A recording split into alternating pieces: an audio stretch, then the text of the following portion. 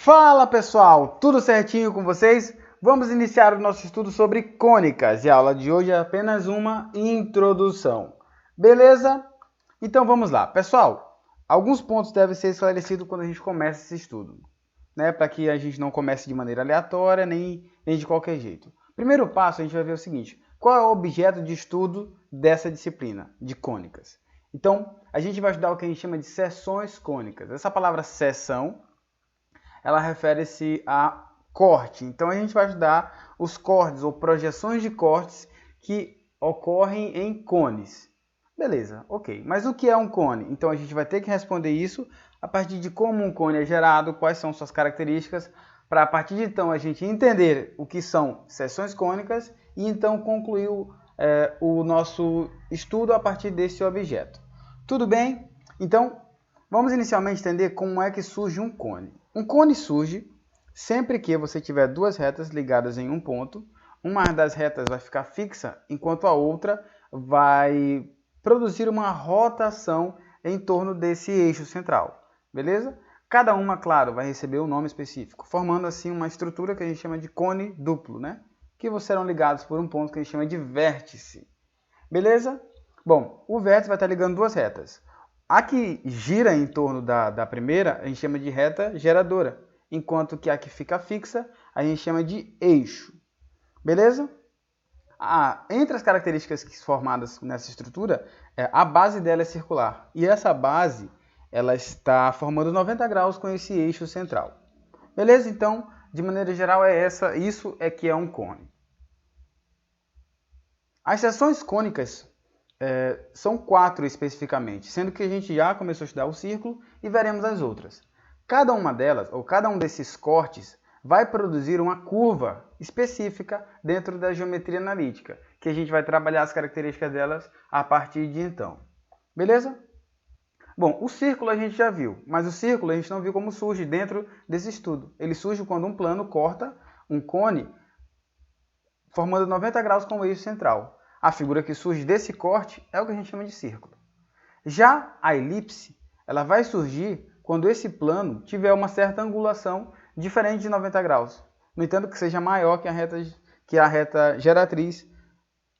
Quando um plano corta o eixo com um ângulo maior do que o ângulo da reta geratriz, surge o que a gente chama de elipse. É como se fosse um círculo achatadinho. Quando esse ângulo ele evolui para 90 graus, é o que a gente já conhecia como círculo. Beleza? Então, essa é a distinção entre uma e outra. As aplicações da elipse, elas são diversas, né? Dentro da geometria, dentro da arquitetura, dentro dos esportes, dentro da física principalmente. A outra curva é a parábola. A parábola surge quando você tem uma seção que ocorre quando o plano ele tem a mesma angulação da reta que gerou o cone. Então, quando esse ângulo é igual ao outro, surge uma curva que a gente chama de parábola. As aplicações dela dentro da arquitetura, da física, elas são muito presentes no nosso cotidiano. Beleza? Até mesmo em joguinhos pequenos, como por exemplo o Angry Bird. Olha aí, a trajetória que ele descreve é uma parábola. E por fim a elipse, que surge quando o ângulo ele é menor, que a gente vai ver posteriormente, beleza? E é isso, pessoal, os nossos 4 cavaleiros do Apocalipse: círculo, elipse, parábola e hipérbole. Beleza? Bom, então como a gente viu, as aplicações dele são maiores em física. A elipse, por exemplo, faz parte da primeira lei de Kepler, que diz que a Terra gira ao redor do Sol em forma de uma elipse, sendo que o Sol está em um dos focos. Satélites giram ao redor da Terra em forma de elipse. Então a elipse está muito presente dentro da física. Bem como a parábola, na descrição de movimentos, também na construção de espelhos, ou até mesmo de antenas, que a gente chama de antenas parabólicas.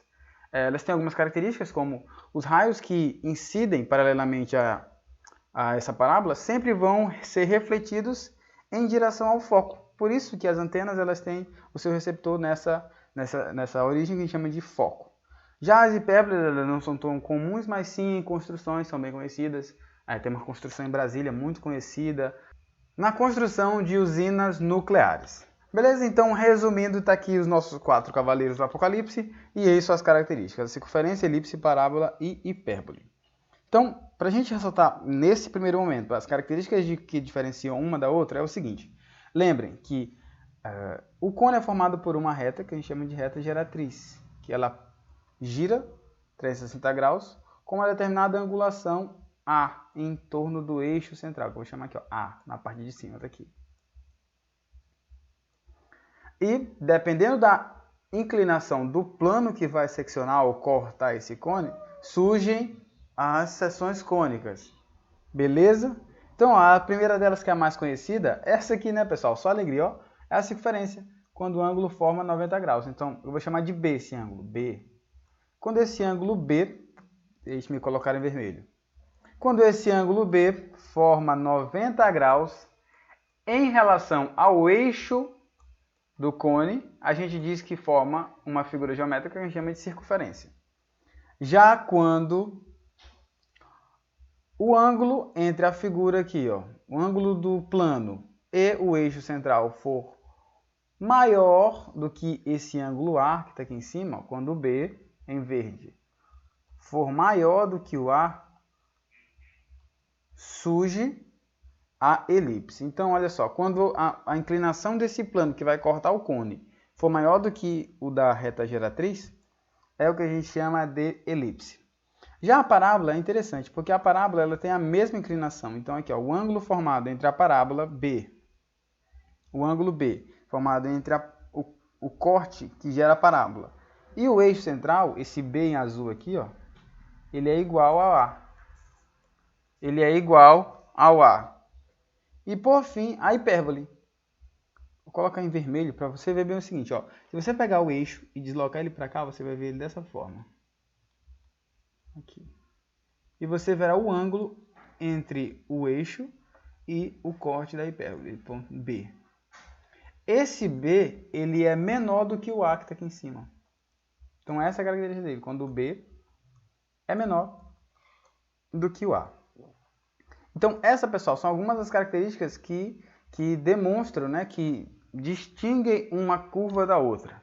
Beleza? Claro que aqui a gente vai ver cada uma delas, pegando cada um dos conceitos em uma forma de abordagem diferente da que eu estou fazendo aqui. Beleza? Tudo isso para que você entenda e não fique com dúvida em nenhuma questão desse tipo. E nunca mais erre questões sobre cônicas, que parece ser um bicho de 7 cabeças, algum demônio, mas a gente vai exorcizar ele aqui. Beleza? Então, ó, só para finalizar, tá aqui meu chapéuzinho, ó. Cada um deles tem as cônicas aqui, pessoal.